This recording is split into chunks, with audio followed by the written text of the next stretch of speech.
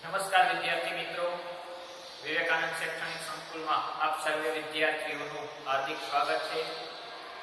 આજે આપણે બેરોજગારી ઉદ્ભવવા માટેના કારણો જે આપણે આગળ જોતા હતા, મુખ્ય 5 કારણો આપણે જોઈ ગયા હતા। વસ્તીનું ઊંચું પ્રમાણ, રોજગારીની તકોમાં ધીમો વધારો, બચત અને મૂડીરોકાણનું ઓછું પ્રમાણ, એ 5 કારણો બેરોજગારી ઉદ્ભવવા માટેના જે કારણો છે એમાંથી આપણે છઠ્ઠું કારણ આવ્યા છે, જે છે માનવ શક્તિના આયોજનનો અભાવ। બેરોજગારીની આગળ વ્યાખ્યા પણ આપણે જોઈ ગયા હતા કે શું કામ દેશની અંદર બેરોજગારી ઉદ્ભવતી જોવા મળે છે। અહીંયા છઠ્ઠું કારણ આપણે જોવાનું છે, માનવ શક્તિના આયોજનનો અભાવ। દેશની અંદર યોગ્ય વ્યક્તિને કામ મળી રહે એ માટે શ્રમ શક્તિનું યોગ્ય આયોજન થતું નથી। જે વ્યક્તિને જે પ્રકારનું જ્ઞાન મેળવેલું છે, જે પ્રકારનું શિક્ષણ મેળવેલું છે, એને એક ક્ષેત્રમાં રોજગારી મળતી એટલે કે એનું યોગ્ય આયોજન જોવા મળતું નથી। જેની અંદર જોઈએ તો કે કેવા માનવ શ્રમની જરૂરિયાત ઊભી થશે તેના વગર શિક્ષણનો વ્યાપ વધારવામાં આવે છે। દેશની અંદર દિવસે ને દિવસે દિન પ્રતિદિન શિક્ષણનું પ્રમાણ આપણે વધારતા જઈએ છીએ, શિક્ષણમાં આધુનિકીકરણ લાવીએ છીએ, પણ ભવિષ્યની અંદર કેવા માનવ શ્રમની જરૂરિયાત ઊભી થશે એવા પ્રકારનું શિક્ષણ આપવામાં આવતું નથી। ક્યાંક ઓછે અંશે આપવામાં આવે છે કે વ્યક્તિ આ શિક્ષણ પ્રાપ્ત કરી અને ભવિષ્યમાં રોજગારી મેળવી શકે એવું શિક્ષણનો અભાવ જોવા મળે છે। એટલે કે યોગ્ય માનવ શક્તિ ની જરૂરિયાત વાળું શિક્ષણ પ્રાપ્ત થતું નથી। એને કારણે પણ મોટા ભાગની વસ્તી છે બેરોજગારી અનુભવતી જોવા મળે છે। પછી યુવાનોમાં જ્ઞાન, તાલીમ કે શિક્ષણનો અભાવ જોવા મળે છે। મોટા ભાગના યુવાનોમાં યોગ્ય જ્ઞાન, યોગ્ય તાલીમ અને યોગ્ય શિક્ષણ જોવા મળતું નથી કે જેને આધારે રોજગારી મેળવી શકે। ખાલી યુવાનો માત્ર શિક્ષણ મેળવે છે, એની અંદર જ્ઞાન, વિકાસ, કોઈ આવડત ઊભી થતી નથી એવી અત્યારની શિક્ષણ પદ્ધતિઓ જોવા મળે છે કે એ શિક્ષણ પ્રાપ્ત કરીને વ્યક્તિ સીધી કોઈ રોજગારીમાં જોડાઈ શકતો નથી। એવા અભ્યાસક્રમો છે જે બહુ ઓછા છે કે વ્યક્તિ એ શિક્ષણ મેળવી અને સીધી રોજગારી મેળવી શકે। એટલે વ્યક્તિની અંદર યોગ્ય જ્ઞાન, યોગ્ય તાલીમ અને ઘણીવાર ક્યાંક શિક્ષણનો અભાવ જોવા મળે છે, જેને કારણે વ્યક્તિ બેરોજગારીનો અનુભવ કરે છે। પછી છે અપૂરતી રોજગારીની તકોનો અભાવ। જે પ્રકારની રોજગારીની દેશમાં જરૂર છે એવા પ્રકારની રોજગારી લોકોને મળતી નથી। જેમ દાખલા તરીકે ડોક્ટર છે, એન્જિનિયરો છે, તો અત્યારે દરેક ક્ષેત્ર જોવો, નાના મોટા, ખેતી, ઉદ્યોગ અને સેવા ક્ષેત્ર, આપણે મુખ્ય 3 ક્ષેત્રો છે, 3 ક્ષેત્રમાંથી દરેક ક્ષેત્રની અંદર બેરોજગારીનો અનુભવ કરે છે। તો ડોક્ટર અને એન્જિનિયર જેવા વ્યક્તિઓ પણ ક્યાંક બેરોજગાર જોવા મળે છે। ડોક્ટર તરીકેની લાયકાત ધરાવતો હોવા છતાં એને કોઈ ક્યાંય રોજગારી એવી નથી મળતી, એન્જિનિયરની લાયકાત ધરાવતા છતાં એને ક્યાંય એવું કામ મળતું નથી, તો જેને કારણે ઘણી બધી બેરોજગારીનો અનુભવ થતો જોવા મળે છે। શિક્ષણનું પ્રમાણ વધારીએ છીએ પણ યોગ્ય માળખાકીય સુવિધાઓ કે યોગ્ય અભાવના હિસાબે વ્યક્તિને યોગ્ય ક્ષેત્રમાં રોજગારી મળતી નથી, જેને કારણે એક સમય કે આઝાદી સમયે બ્રિટિશરોના શાસનની અંદર છે એ ભારતની અંદરથી સોનાનો પ્રવાહ છે ભારતમાંથી વિદેશમાં જતો, ત્યારે બ્રિટિશરોના શાસનની અંદર સોનું છે ભારતમાંથી વિદેશમાં જતું હતું, જેને આપણે ડ્રેન ઓફ ગોલ્ડ કહીએ છીએ, ડ્રેન ઓફ ગોલ્ડ। અત્યારે એવી સ્થિતિ જોવા મળે છે, અત્યારે ભારતમાંથી વિદેશોમાં જાય છે યોગ્ય લાયકાત ધરાવતો વ્યક્તિ, યોગ્ય શિક્ષણ મેળવવા માટે, સારું શિક્ષણ મેળવી સારા પગારની આશાએ સારી સુવિધા મેળવવા માટે અને પોતાની જિંદગીને વધારો કરવા માટે, સુધારો કરવા માટે, વધારે સુખી જીવન જીવવા માટે ભારતમાંથી મોટા ભાગના લોકો છે એ વિદેશોમાં રોજગારી મેળવવા જાય છે। એટલે કે બુદ્ધિ ધનનો એક તરફી પ્રવાહ જે વિદેશમાં જાય છે, બુદ્ધિશાળી વ્યક્તિઓ જે ભારતમાંથી વિદેશમાં જાય છે, જેને આપણે ડ્રેન ઓફ બ્રેન તરીકે ઓળખીએ છીએ, ડ્રેન ઓફ બ્રેન। બ્રિટિશરોના શાસનમાં જે સોનું વિદેશમાં જતું હતું અને ડ્રેન ઓફ ગોલ્ડ કહેતા કે ભારતમાંથી સોનું વિદેશમાં લઈ ગયા હતા. અત્યારે પણ એવી જ સ્થિતિ જોવા મળે છે.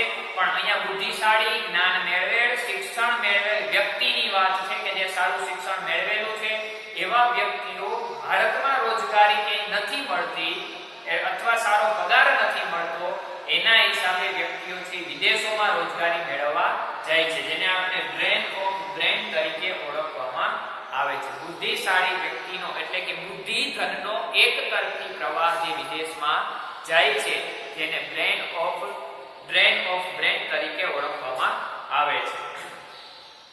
પછી સાતમો મુદ્દો છે બેરોજગારીના ઉદ્ભવ માટેના કારણ તરીકે જાહેર ક્ષેત્રની બિનકાર્યક્ષમતા. બે પ્રકારના મુખ્ય ક્ષેત્રો હોય કે ખાનગી ક્ષેત્ર અને મુખ્ય જાહેર ક્ષેત્ર. ભારતની અંદર જાહેર ક્ષેત્ર બિનકાર્યક્ષમ રીતે જોવા મળે છે. ભારતે આઝાદી પછી જાહેર ક્ષેત્રનો માર્ગ અપનાવ્યો છે. આઝાદી બાદ જાહેર ક્ષેત્રને મહત્વ આપવામાં આવ્યું. 1947 ની અંદર આઝાદી મળી કે પછી ખાનગી જાહેર ક્ષેત્રને વધારે મહત્વ આપવામાં આવ્યું, પણ છતાં પણ જાહેર ક્ષેત્ર છે બિનકાર્યક્ષમ રીતે જોવા મળે છે. આઝાદી બાદ જાહેર ક્ષેત્રને મહત્વ, ભારતે આઝાદી મળી ગઈ પછી જાહેર ક્ષેત્રનો વિકાસ કરવાનું વિચાર્યું. રોજગારીના સર્જનમાં બિનકાર્યક્ષમ. હવે જાહેર ક્ષેત્ર છે, જાહેર ક્ષેત્ર એટલે જેની માલિકી, જે ક્ષેત્રની માલિકી સરકારની છે, જેનું સંચાલન સરકાર કરે છે એવા જાહેર ક્ષેત્રો છે અત્યારે બિનકાર્યક્ષમતા જોવા મળે છે, એટલે કે લોકોને રોજગારી આપી શકતા નથી. ખાનગી ક્ષેત્ર પર અંકુશો. જાહેર ક્ષેત્રનો વિકાસ કરવા માટે સરકારે શું કર્યું તો કે ખાનગી ક્ષેત્રો ઉપર અંકુશો એટલે કે નિયંત્રણો મૂક્યા. આઝાદીના સમયની વાત છે. જાહેર ક્ષેત્રનો વિકાસ કરવા માટે સરકારે ખાનગી ક્ષેત્ર ઉપર અંકુશો કે નિયંત્રણો રાખ્યા, જેને કારણે જાહેર ક્ષેત્રનો વિકાસ થયો. એક તરફ ખાનગી ક્ષેત્ર ઉપર અંકુશો મૂક્યા અને જાહેર ક્ષેત્ર પણ વિકાસ ન કરી શક્યું, એટલે બે બાજુથી રોજગારીની તકોનું સર્જન થયું નહીં. ખાનગી ક્ષેત્ર ઉપર અંકુશો રાખવાને કારણે રોજગારી ન સર્જી શક્યા અને જાહેર ક્ષેત્રનો વિકાસ ન થવાને કારણે રોજગારીનું સર્જન કરી શક્યા નહીં. એટલે કારણે પણ બેરોજગારીની સમસ્યા જોવા મળે છે. ખાનગી ક્ષેત્રના વિકાસ પર ઓછું ધ્યાન. જાહેર ક્ષેત્રને મહત્વ આપ્યું એટલે સરકારે ખાનગી ક્ષેત્રના વિકાસ ઉપર ઓછું ધ્યાન આપ્યું. ખાનગી ક્ષેત્રને શરૂઆતમાં ગણ્યા નહીં કે જાહેર ક્ષેત્ર દ્વારા દેશનો વિકાસ કરી શકાશે અને રોજગારીનું સર્જન કરી શકાશે. એવી આશાએ ખાનગી ક્ષેત્રનું ઓછું ધ્યાન અંકુશિત કરવામાં આવ્યું. ખાનગી ક્ષેત્રો પર નિયંત્રણો મૂક્યા. ખાનગી ક્ષેત્ર પણ રોજગારીનું સર્જન ન કરી શક્યો અંકુશોને કારણે અને જાહેર ક્ષેત્રનો વિકાસ ન થવાને કારણે રોજગારીની તકોનું સર્જન થયું નહીં. એને કારણે પણ બેરોજગારી ભારતમાં ઉદ્ભવતી જોવા મળે છે. એટલે કે જાહેર ક્ષેત્ર બિનકાર્યક્ષમ રીતે વિકાસ કરી શક્યું નહીં. જાહેર ક્ષેત્રની બિનકાર્યક્ષમતા એ પણ બેરોજગારી ઉદ્ભવવા માટેનું સૌથી મહત્વનું કારણ કહી શકાય. એના પછી આઠમું કારણ છે કૃષિ ક્ષેત્રના વિકાસની અવગણના. કૃષિ ક્ષેત્રના વિકાસની અવગણના. ભારત એ ખેતી પ્રધાન દેશ છે. ભારતના મોટા ભાગના લોકોનો વ્યવસાય ખેતી કૃષિ છે. આ કૃષિ આધારિત અર્થતંત્ર ધરાવતા ભારત દેશની અંદર મોટા ભાગના લોકો છે એ ગામડામાં રહે છે અને ગામડાના લોકોનો મુખ્ય વ્યવસાય ખેતી છે. હવે કૃષિ ક્ષેત્રના વિકાસની અવગણના એટલે કે જે આપણે ત્રણ મુખ્ય ક્ષેત્ર છે ખેતી, ઉદ્યોગ અને સેવા. એમાં ખેતી ક્ષેત્રની અવગણના કરી ઉદ્યોગ અને સેવા ક્ષેત્રને મહત્વ આપવામાં આવ્યું. એને કારણે પણ ક્યાંક બેરોજગારી છે જોવા મળે છે. જેમાં જોઈએ તો આર્થિક વિકાસની નીતિમાં કૃષિ ક્ષેત્ર કરતા અન્ય ક્ષેત્રોને વધુ મહત્વ આપવામાં આવ્યું. દેશે આયોજનનો માર્ગ અપનાવ્યો ત્યારે કૃષિ ક્ષેત્રના વિકાસની તુલનામાં જાહેર ક્ષેત્ર જે સેવા અને ઉદ્યોગ ક્ષેત્ર ઉપર વધારે ધ્યાન કેન્દ્રિત. ભારતીય અર્થતંત્ર કૃષિ આધારિત છે. ખેતી પ્રધાન દેશ તરીકે ઓળખીએ છીએ. ખેતીને મહત્વ આપવાને બદલે ઉદ્યોગ અને સેવા ક્ષેત્રને વધુ મહત્વ આપ્યું. એને કારણે પણ ક્યાંક બેરોજગારીનું સર્જન છે. પછી હરિયાળી ક્રાંતિનો ઓછો લાભ. દેશમાં હરિયાળી ક્રાંતિ થઈ પણ અમુક પાક પૂરતી અને અમુક રાજ્યોની અંદર હરિયાળી ક્રાંતિ છે અનુભવાય. જેમ કીધું કે પંજાબ અને હરિયાણા જેવા રાજ્યોમાં ક્યાંક હરિયાળી ક્રાંતિનો લાભ મળ્યો છે અને અન્ય રાજ્યોમાં એનો લાભ પ્રાપ્ત થયેલો નથી. એટલે કે સાર્થક તો થઈ છે પણ અમુક પાક પૂરતી અને અમુક રાજ્યોમાં છે જેને કારણે પણ એ પણ રોજગારીની તકોનું જાદુરૂપ સર્જન કરી શક્યા નથી. પછી કૃષિ ક્ષેત્ર માટેનું મહત્વનું કારણ છે એક એટલે કે વસ્તીનું ભારણ. હવે સેવા અને ઉદ્યોગ ક્ષેત્રની અંદર લોકોને રોજગારી મળતી નથી, એટલે વધારાના જે બેકાર લોકો છે, ગામડાના લોકો છે, જેનો મુખ્ય વ્યવસાય ખેતી છે, એમાં કુટુંબના બધા સભ્યોનું ભારણ એ ખેતી ઉપર વધે છે, એટલે કે ખેતી ઉપર વસ્તીનું ભારણ વધતું જાય છે, જેને કારણે ખેતી ક્ષેત્રમાં પ્રચંડ બેરોજગારી અનુભવાતી જોવા મળે છે. કુટુંબના બધા સભ્યો ખેતી ક્ષેત્રમાં કામ કરે છે, જેને કારણે આવક ઓછી મળે છે અને એને કારણે વસ્તીનું ભારણ વધે છે. પછી કૃષિ ક્ષેત્રની અંદર બીજું છે તો કે અપૂરતી સિંચાઈની સગવડો. ખેતી ક્ષેત્ર વિશાળ જોવા મળે છે, પણ ભારતની ખેતી પણ કેવી છે? આકાશી ખેતી, વરસાદ આધારિત ખેતી જેને આપણે કહીએ છીએ. એના હિસાબે સિંચાઈની સગવડો છે, ઓછા વિસ્તારમાં સિંચાઈ દ્વારા ખેતી થઈ શકે છે, જેને કારણે બારે માસ ઉત્પાદન થતું નથી અને ઓછા સમયનું કામ મળે છે. એટલે સિંચાઈની અપૂરતી સગવડના હિસાબે પણ ખેતી ક્ષેત્ર પછાત રહ્યું, એને કારણે પણ બેરોજગારીનું સર્જન થયું. પછી કૃષિ ધિરાણની અપૂરતી સગવડ. સિંચાઈની થાય, વરસાદ પડે પણ સમયસર ખેડૂતોને ધિરાણ આપવામાં ન આવે કૃષિ ક્ષેત્ર માટે, તો પણ ઉત્પાદન કાર્ય થઈ શકતું નથી. એટલે ધિરાણની અપૂરતી સગવડો, ઓછું ધિરાણ, અમુક જોઈએ એ સમયે નથી મળતું, એવી ઘણા બધી સમસ્યાઓ સર્જાય છે, જેને હિસાબે પણ ખેતી ક્ષેત્રમાં સમયસર વાવેતર ન થાય, ઉત્પાદન ન થાય, તો લોકો છે બેરોજગાર બનતા જોવા મળે છે. પછી બિન કૃષિ ક્ષેત્રનો અપૂરતો વિકાસ. હવે કૃષિ ક્ષેત્ર મુખ્ય અર્થતંત્ર, ભારતીય અર્થતંત્ર ખેતી આધારિત છે, મુખ્ય ક્ષેત્ર ખેતી છે, છતાં પણ ખેતીનો પણ અપૂરતો વિકાસ થયો. અન્ય ક્ષેત્રોને વિકાસને મહત્વ આપી અને ખેતી ક્ષેત્રનો પણ આપણે ઓછો વિકાસ કરી શક્યા. એટલે જેટલી આશા કૃષિ ક્ષેત્રના વિકાસમાં વધારવાની હતી, એના કરતા ઓછો વિકાસ થયો, જેને કારણે ઓછા લોકોને તમે રોજગારી આપી શક્યા, અને ઓછા લોકોને રોજગારી મળી એટલે બેરોજગારીનો સમસ્યાઓ વધી. પછી મોસમી અને પ્રચંડ બેરોજગારી. એટલે કૃષિ ક્ષેત્રના આ બધા પરિબળોના હિસાબે વર્ષની જે 365 દિવસ ખેતી કરવી જોઈએ, એના બદલાવે અમુક સમય વરસાદ આધારિત ખેતી, જ્યાં સિંચાઈની સગવડો નથી, ત્યાં માત્ર વરસાદ દ્વારા જ ખેતી થાય, એટલે કે વર્ષના 4 કે 6 મહિના જ ખેતી થાય છે, અન્ય સમયે ખેતી થતી નથી, જેને કારણે આખા વર્ષની લોકોને રોજગારી મળતી નથી, જેનાથી મોટા ભાગના લોકો મોસમી બેરોજગાર તરીકે અને પ્રચંડ બેરોજગાર તરીકે જોવા મળે છે. મોસમી વરસાદના હિસાબે અમુક સમય ખેતી થાય એટલે મોસમી બેરોજગારી જોવા મળે છે, વસ્તીનું ભારણ વધે છે, તો પ્રચંડ બેરોજગારીનો અનુભવ કરતા જોવા મળે છે.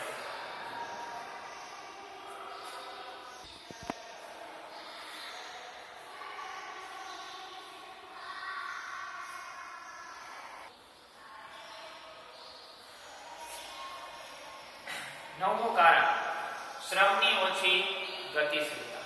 ભારતની અંદર માનવ શ્રમ છે, પણ ઘણા બધા લોકો છે અન્ય જગ્યાએ રોજગારીએ જવાનું પસંદ કરતા નથી, એટલે કે શ્રમ શક્તિની ઓછી ગતિશીલતા જોવા મળે છે. તેના માટે આપણે જોઈએ તો કે શ્રમની ગતિશીલતાના અવરોધક પરિબળો. શું કામ માનવ શ્રમ અન્ય જગ્યાએ રોજગારી મેળવવા નથી જતો? એના માટેના સામાજિક ઘણા બધા એવા પરિબળો છે જે શ્રમ શક્તિને અસર કરતા જોવા મળે છે. જેમાં જોઈએ તો સમાજ. ઘણીવાર સમાજ, પરિવાર, કુટુંબીજનો સાથે રહેવાનું પસંદ કરો છો, એટલે એકલા જઈ અને રોજગારી મેળવવાનું તમે પસંદ કરતા નથી. બીજું છે ભાષા. તમને એવી માનવ શ્રમની એવી બીક છે કે અન્ય જગ્યાએ જ્યાં અને ભાષા અલગ હશે, હું એની અંદર સેટલમેન્ટ થઈ શકીશ નહીં, સેટ થઈ શકીશ નહીં. ધર્મ, ત્યાંના લોકોનો ધર્મ કંઈક અલગ હશે.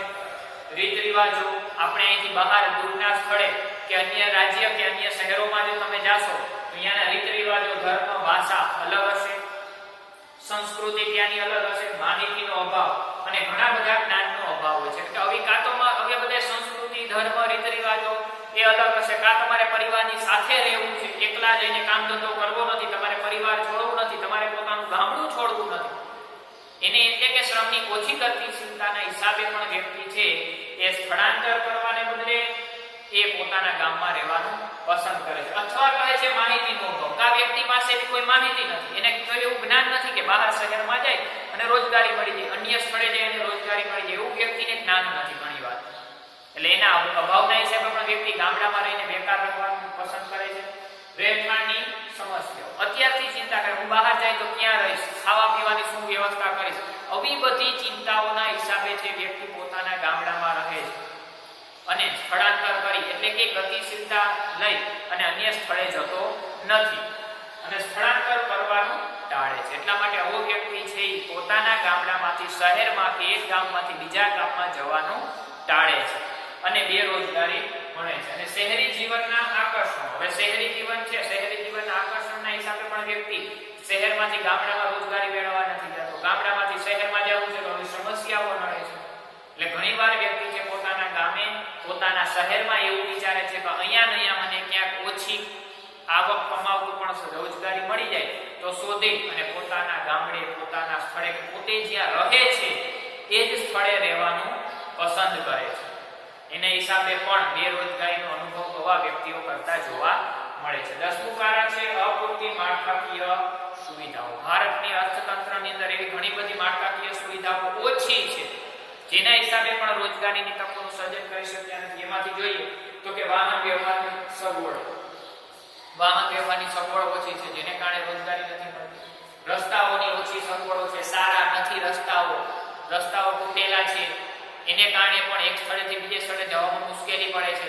ત્યાંથી અપડાઉન કરવામાં, ઉદ્યોગ ધંધા માટે કાચો માલ લઈ જવા માટે ઘણી બધી સમસ્યાઓ સર્જાય છે. એટલે ઉદ્યોગો પણ મોટા ભાગે મોટા શહેરોની અંદર સ્થપાયેલા ઘણીવાર જોવા મળશે. શિક્ષણ, આરોગ્ય અને વીજળીની અપૂરતી સગવડો, જ્યાં આંતરમાળખું, જ્યાં ગામડાની અંદર ઉદ્યોગો નથી, મોટા ઉદ્યોગો શહેરોની અંદર જોવા મળે તો અહીંયા ગામડાની અંદર શિક્ષણનું પ્રમાણ ઓછું છે, એટલે કે જેવો તાલીમ પામેલો વર્ગ જોઈએ એવો ન મળે. તો શહેરોમાંથી સારું જ્ઞાન ધરાવતા વ્યક્તિ ઘણીવાર ગામડામાં રહેવાનું પસંદ કરતા નથી, કેમ કે એને શહેરી જીવનનું આકર્ષણ હોય છે. આરોગ્યની સગવડો ન હોય ગામડાની અંદર, વીજળીની સુવિધા ન હોય ગામડામાં, તો ઉદ્યોગ ચાલી શકે નહીં. માનવ શ્રમ અને કાચા માલના સસ્તો મળે છે. હવે ગામડાની અંદર જોઈએ તો માનવ શ્રમ સસ્તો છે. શું કામ? માનવ વસ્તી, તમને માનવ શ્રમ સરળતાથી અને નજીકમાંથી મળી રહે છે. કાચો માલ સરળતાથી ગામડામાં મળી શકે છે, કેમ કે ખેતી આધારિત ઉદ્યોગ હોય તો ખેતી ક્ષેત્રમાંથી સરળતાથી તમે ગામડામાં કાચો માલ પ્રાપ્ત કરી શકો છો. પણ આવી વાહન વ્યવહાર, રસ્તાઓ, શિક્ષણ, આરોગ્ય આવી કોઈ સારી સુવિધા ન હોવાના હિસાબે મોટાભાગના ઉદ્યોગો ગ્રામ્ય ક્ષેત્રની જગ્યાએ શહેરી ક્ષેત્રોમાં જોવા મળે છે. અને વીજળીની અપૂરતી સગવડ, હવે કાચો માલ કે ઉદ્યોગો તૈયાર કરવા માટે વીજળીની જરૂર પડે, ઉદ્યોગ ચલાવવા માટે વીજળી જોઈએ તો ઘણીવાર ગામડાની અંદર સમયસર પૂરતી વીજળી પ્રાપ્ત થતી નથી. એના હિસાબે પણ બેરોજગારીનો અનુભવ થતો જોવા મળે છે. એટલે આવા 10 કારણો છે બેરોજગારી ઉદ્ભવવા માટેના પરિબળો. ક્યાં ને ક્યાંક આયોજન પછીના માનવ શ્રમ, ક્યાંક ભારતીય અર્થતંત્રના વિકાસની ખામીને હિસાબે અને ક્યાંક વ્યક્તિ પોતાની સામાજિક પરિબળોના હિસાબે પણ ગામડામાંથી શહેરમાં કે પોતે રહે છે ત્યાં જ રોજગારી મેળવવાનું પ્રાપ્ત કરે છે. એટલે બેરોજગારી ઉદ્ભવવા માટેના 10 પરિબળો આપણે જોઈએ.